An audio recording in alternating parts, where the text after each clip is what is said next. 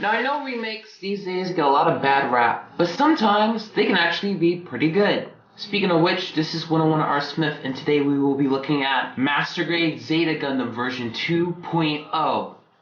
Camille is a perfectly good name for a guy. I'm a man and I'll prove it! The Zeta Gundam is the lead mobile suit of Mobile Suit Zeta Gundam. It was designed by Camille Vidon and was given to him halfway through Zeta. Originally he was using a stolen Gundam Mark II. This was during the mid-80s where Transformers and transformable mechs were all the rage, and obviously this mobile suit really exemplifies the mid-80s just perfectly well with its gimmicks and transformation into Waverider Mode. This one is special in that this was one of the first 2.0 Gundam kits to come out. This came out in 2005, so it's a little dated by today's standards, but you have to understand, the first Zeta Gundam came out in 1996, and this was in a time where I don't think Master Grades had complete inner frames at this point. In 95, 96, 97. At the point where this kit came out, the Zeta Gundam trilogy movies were coming out in Japan to celebrate the 20th anniversary of Zeta Gundam, featuring the footage from the show remastered and a large chunk of footage actually remade. In 2005, by this point, most Master Grades had a fully complete inner frame, and to coincide with the 20th anniversary, Bandai decided to come out with a 2.0 version of the Zeta Gundam. But I think this is one of the first lead suits to get a 2.0. I think this got a 2.0 before RX-78, so this was pretty impressive at the time, and hopefully a 2005 Master Grade will still hold up. So let's look at the box and let's see what we got.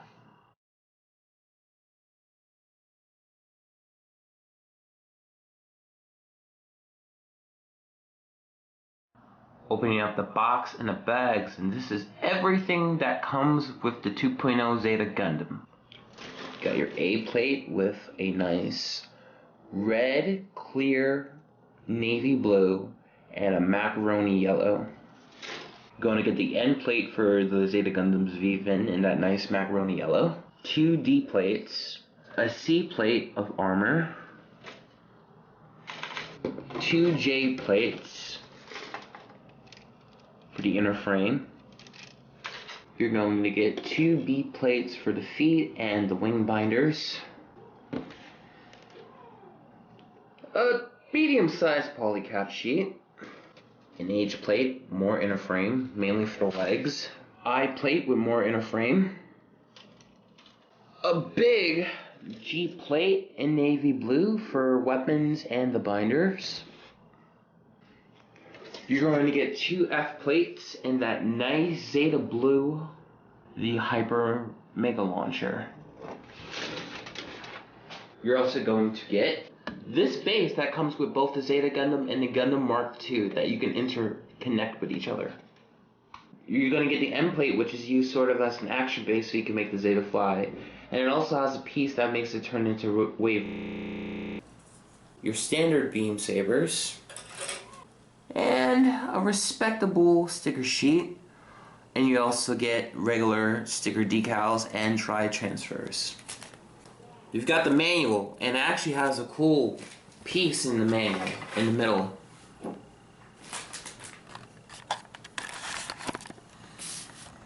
You got your manual, and it's actually a cool piece in the manual that helps you go through the history of the Zeta Gundam going back to 85. With the 144th and 100 no grades, the original Master Grade from back in 1996, the Perfect Grade that came out in 2000, and finally the High Grade Universal Century Zeta Gundam. So it goes through the nice line, and then it tells you all of the details about this 2.0 Zeta, which they try to improve on the previous Zetas, and as well details and screenshots of the Zeta Remastered trilogy movies.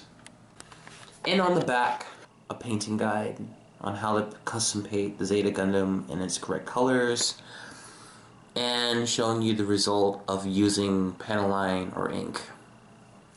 So Let's see how this remaster comes out.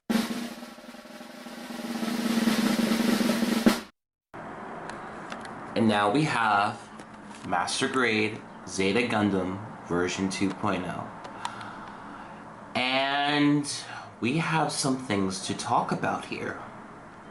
Now, I'm using the display stand that the kit came from because with the combination of the proportions of Zeta Gundam and back heaviness, getting him to stand is a challenge. Yeah, let's call it a challenge for him to stand properly. So I'm using the base as a prop, but hopefully I'll go through articulation and we should have no problem. The head can go 360, but you do need to be careful and angle it correctly due to the collar.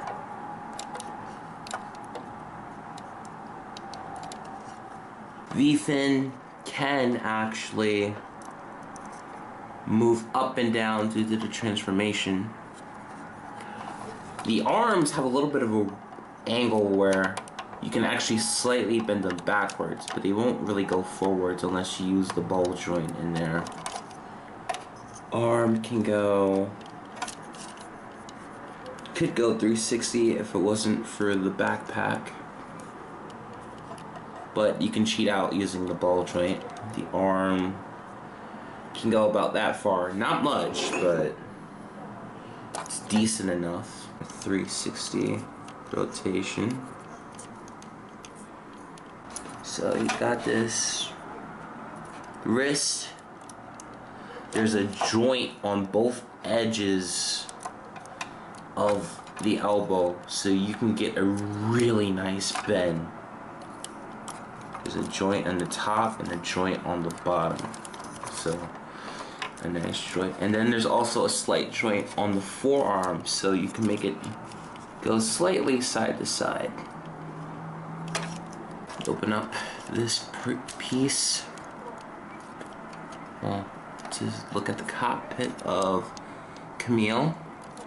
Slide that down. It can go up due to the transformation gimmick, but I suggest not to. There is some waist. Not the greatest, but you can make pretty good use out of it. Side skirts go up, swing as well, and they do have hinges, so you can make it go up or down. Front skirts, your typical Gundam front skirts. And then the knee is a little funny. So it can go up, well, the leg can go up. Due to the backpack, it's not gonna go very far. And then with the knee itself, you won't get that much of a bend. You can get it about that far. But then there's this cool joint on the inside of the foot that you can make it really stand out a bit more. And that's articulation. Let me set him up better and we'll look at his weapons.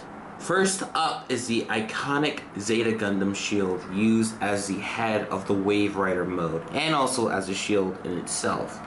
It can also be used as a piercing weapon in case Zeta Gundam runs out of ammo or just basic weapons in general.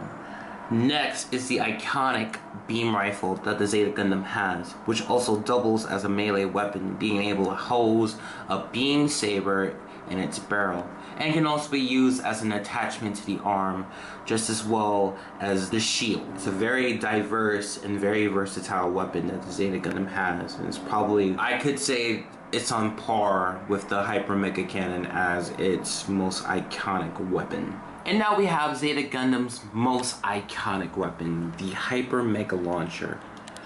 And my god, it's big. It is big, and it's a little bit of a challenge to get him to hold it. Thankfully, due to the double joints in the Zeta's arm, he can hold it, but not at full extension, even with the support of the other handle It's definitely cumbersome, to say the least, but if you finagle with it, you can definitely get them to hold it. Though, personally, I rather the Hyakushiki holding it. And now, we reach the point of the review where we transform Zeta Gundam into Waverider Mode. Now we have Waverider Mode, which is, to me, the most frustrating transformation of all of Gunpla. I swear, this took me at least a good 5 times to figure out, and 5 more times to make the transformation look good.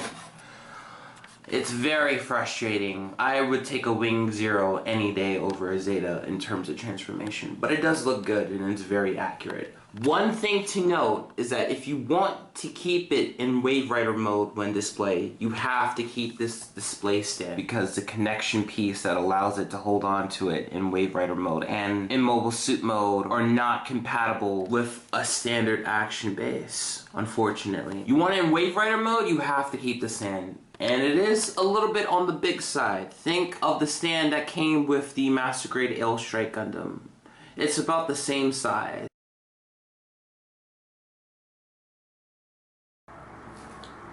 My final thoughts on Zeta Gundam 2.0.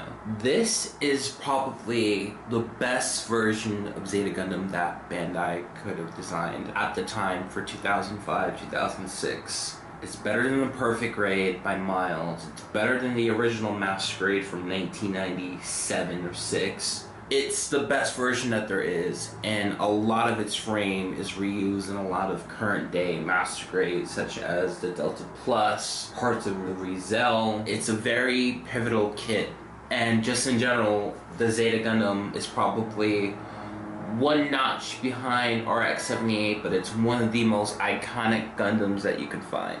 With that in mind, there are also some issues with this kit. It has a lot of quirks. Because of the way the transformation is set up, the hip joints can get loose very easily sometimes. The V-fin can move when you don't want it to. And probably my biggest issue with the Zeta Gundam is it can't stand on its own due to a combination of its proportions, trying to be as accurate as possible, and the heaviness of the backpack. So, I will say, Zeta 2.0, get it, but with caution. Know its flaws, know its issues. Decide for yourself to get it. Obviously, I got it because I would love to have, at one point, all of the main lead Gundams. I have RX-78, I got Zeta now, I will definitely be picking up Double Zeta Verkal when it comes out in the near future. And also, this is the best Zeta. Let's see what the High Grade Revive will do this month, but this is the best Zeta you can probably get in 1/100, unless they come up with a 3.0. I don't like the Waverider. It's one of the most complicated transformations. It looks great, but it's just too complicated. Wing Zero TV version and even Arios Gundam, no grade, knocks its transformation in simplicity in so many ways. It's very frustrating. I did it once for this review and I will never do it again. I'm leaving the Zeta as is. I will put it up on an action base and be satisfied with it. Go get it, but me personally, it's not a strong go get it. Get it if you love the Zeta.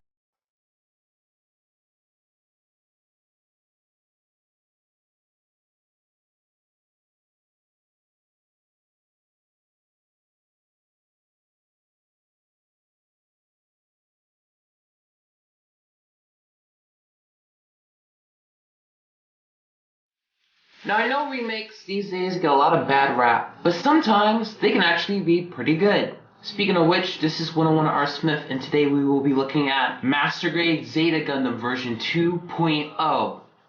Camille is a perfectly good name for a guy. I'm a man and I'll prove it!